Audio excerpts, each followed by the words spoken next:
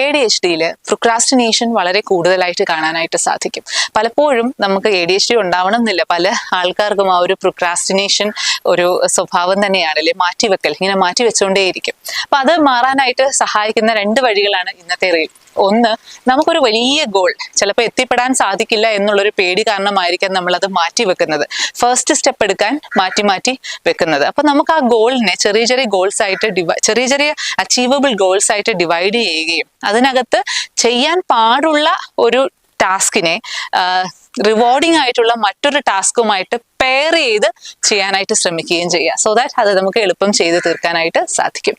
രണ്ടാമത്തത്, നമ്മൾ